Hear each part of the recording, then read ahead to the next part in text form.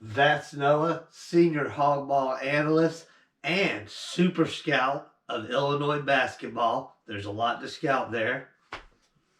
And that is Walt Kelly, senior Hawgball aficionado here at Hawgball Enterprises. And this is Hawgball. All right. Here this is our, I guess it's our Selection Sunday / NCAA first round preview / maybe a second round potential preview. But we got a lot of work to do to get past Illinois. They're a very talented team, and they're like you could see in some Illinois pressers, very similar teams. Yeah, I saw everything from the free throw shooting to the 3-point shooting to the conferences. Both have 8 teams getting into the NCAA tournament. Very similar, which I guess an 8 and 9 seeds are supposed to be real similar there. Yeah, I mean, I heard some conversation saying that the 8-9 game is a lot of high major conferences, Power 5 conference teams that really underperformed. And you see both of these teams. I believe that Illinois was inside the top 20 at the start of the year at some point in the preseason tournament era of this season, and we were top 10 in the country. And both teams have fallen out of that, not had a great conference schedule. I believe Illinois was above 500 in conference. We were not. Mm-hmm. But similar teams in how their season has gone and just in how they play. Not good three-point shooting, not good free throw shooting, like you said. But I think Illinois still likes to shoot a lot of free throws. They play good defense. They're very athletic. They've got a lot of talent. So do we. It's gonna be a very, very good game to start off March Madness. One of the first games of the tournament. It doesn't. There isn't a delay here for excitement. It starts immediately tomorrow at 3:30 Central Time in Des Moines, Iowa. Yeah. And there's probably going to be a lot of Kansas fans there. There should be some Illinois fans there, but it's 6 hours away from Fayetteville, and we know the Hog fans travel well. But I understand that tickets were sold out really quick. A lot of people from probably KU, Jayhawk fans. Those Rock Chalk and Jayhawks probably bought a lot of tickets. They're already punching their ticket to the Sweet 16. But hopefully we're going to get a good game against Illinois and perhaps get an awesome opportunity right there. Don't want to look ahead, but gosh, it's hard not to. Yeah. When you got an opportunity like that. And Noah, I'm always trying to do the little analogies and kind of put things in perspective. Things would have gone, and let's say we were a number 1 seed, and that would be happening. You know what we'd be doing in the second round? We'd be playing the winner of an 8-9 game. And, let's just go ahead and be one of those and do it. I hope it's us playing them and not Illinois. Yeah, and you see I've seen a lot of people picking us to go to the Sweet 16, and I don't know, it's kind of an interesting pick for some of these people with such a young team. Obviously, we believe and we know that we can do it. We have the talent, we have the coach. We have basketball games. If they play college basketball games for like 32 minutes instead of 40 minutes, yeah, we'd be number 1. Yeah. I mean, really, gosh, we got Alabama win, Baylor win, Texas A&M, all 3 games. Yeah, Creighton, you could have probably add on to that. I mean, it's unbelievable. That's something I'm going to look into sending that to the NCAA higher ups and see what we can do. But no. This team can play 40 minutes of basketball. We just haven't seen it yet. Yeah. I believe it because we got this guy right here, Mr. Devo Davis, and I don't think I've ever seen him play a bad game in this tournament, and I've seen him on the floor a lot with the big March Madness logo across the thing. It's become also familiar to us. And I almost associate Devo Davis with that court. Boy, I'll tell you, he looked like a veteran as a freshman a couple of years ago. And I started, Noah and I went out on Dixon Street last night, and we were sitting at a bar having a beer, and Noah said, Devo's going live on Instagram. And it was him and AB, and they were so loose. Makai was there. As we saw Kamani was in there too. They were just at the hotel, I believe. I started getting some good feelings. I started thinking about Devo, and I saw those sunglasses on him, and I said, he's got these kids loose. They're there. They've got a couple of days. I think that Devo is kind of the wise soul that we're going to cleanse ourselves of our bad deeds from, and we go talk to Devo about it, and he's like, follow me, young men. I will take you to the promised land, the Sweet 16. We will go to Vegas, en route to Houston.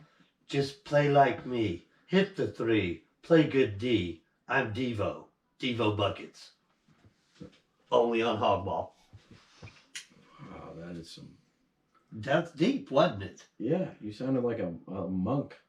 Well, let's hope that Devo can handle it and Coach Buss doesn't need to send the players to a monk. But you made a good comment. We were watching that Mississippi State-Pittsburgh game, and oh gosh, Starkville. That was rough. That was tough. How do you miss an open three like that? But at least you got the tip in.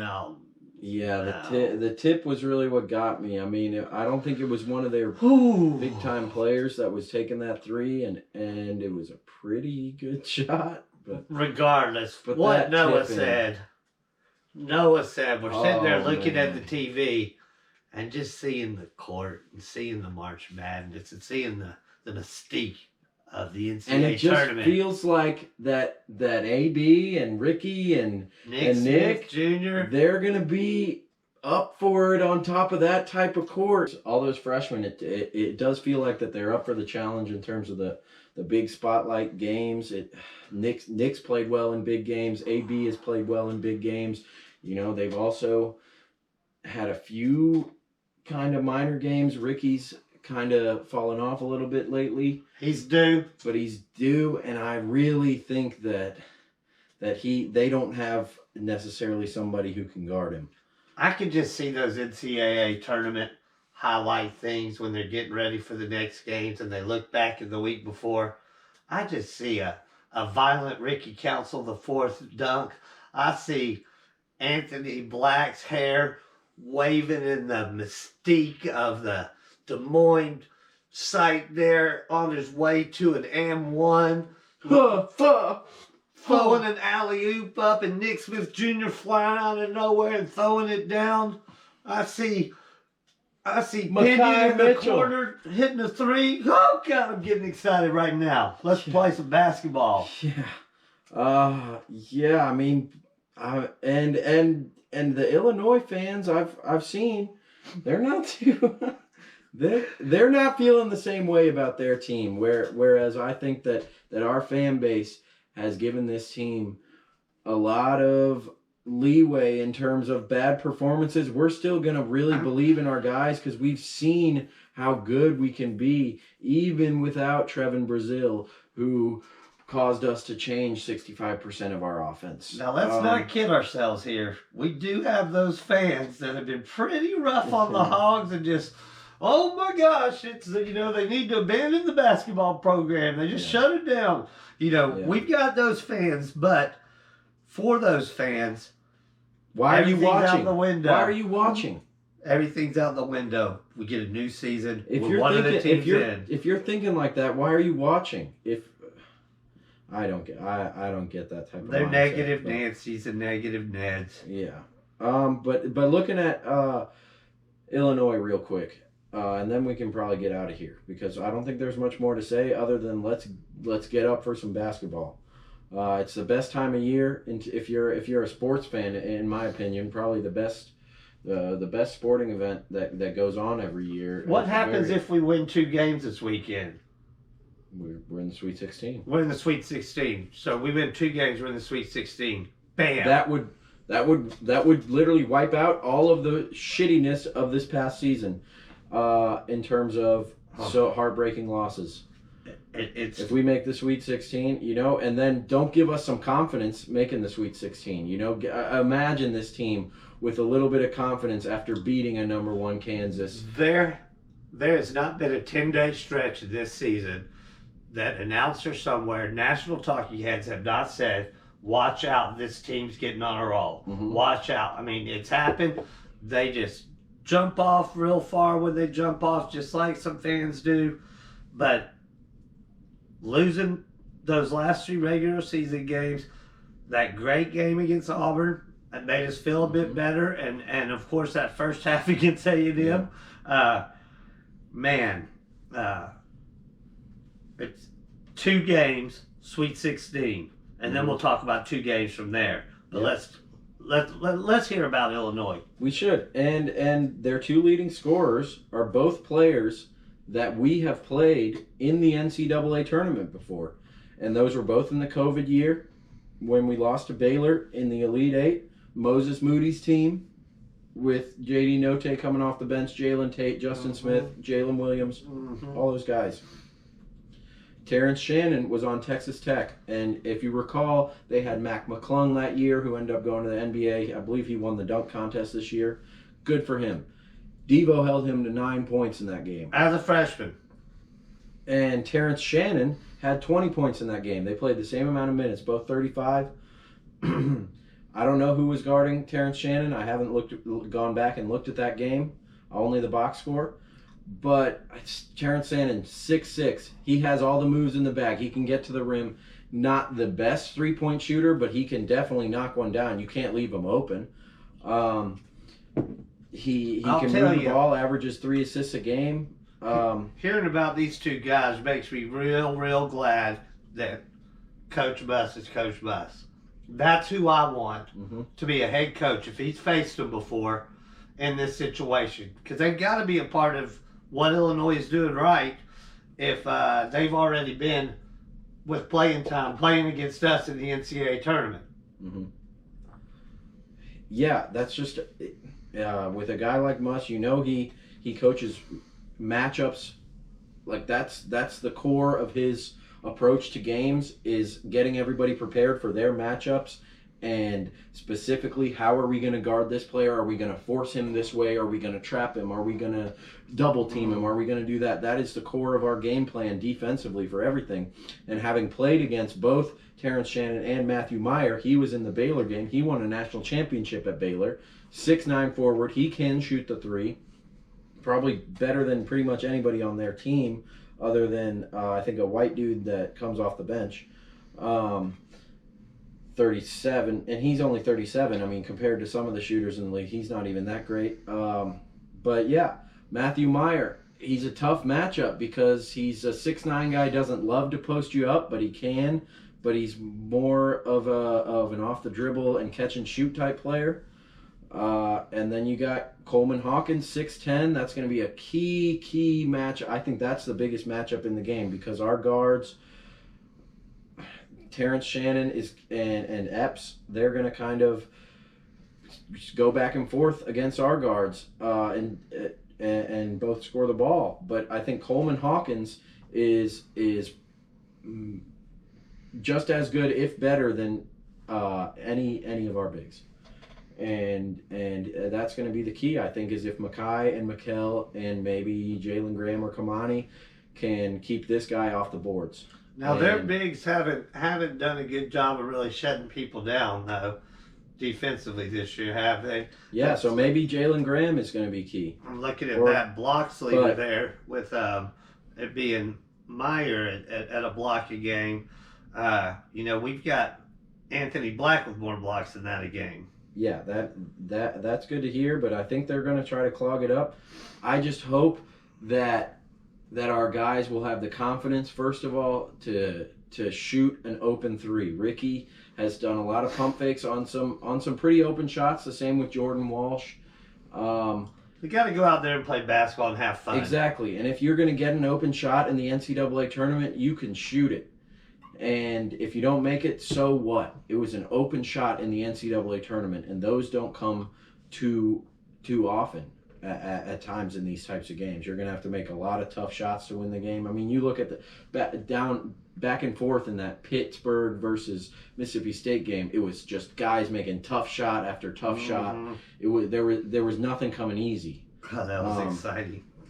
But yeah, I mean, Dane Danger is their 5th leading scorer, but they've got pretty much 5 guys in double figures, even though 3 of them are at 9.99, 9.7, and 9.7. That's pretty much double figures. Dane Danger is the 3rd one, 6'9" forward. I think he's going to be able to be defended, but I wouldn't be surprised if you see the 2 Mitchell twins starting in this game, because Illinois likes to play 3 forwards and 2 guards, which kind of seems like us inside out there. You know, yep. We go heavy on the guard starting. Mm-hmm. And I would say that the biggest difference between us is that they're a little more forward heavy and we're a little more guard heavy. They just got Shannon and Epps and then a little bit of Sky Clark, rather than us. We'll sometimes play 4 guards. We'll almost always have 3 guards on the court, where they might have 3 forwards on the court. So maybe it's a big Jordan Walsh game, because he's kind of that guard forward hybrid type player. But I think we definitely have the advantage in terms of guard play, and they're going to have a tough time matching up with us. But I do worry a little bit about the Matthew Meyer assignment, because I don't think we can stick any of our bigs on him. I think it's going to have to be Walsh or Council or Black. That's guarding him. Well, as far as scouting goes, like Beth said when he got hired here, he said he's an NBA scout. Yeah. He's going to be prepared and ready to play these guys. Mm-hmm. And I honestly, I'm glad we have. I'd almost rather have the bigger prep time for this game than a Kansas game, just because in a big game like that, I think our guys really need to keep it simple. Yeah, and not overthink it. And Kansas is the type of team where they are very star heavy, and it's not as complicated of a scouting report. Whereas with these guys, they've got a ton of different guys that are athletic and they can beat you. That's a good point, Noah.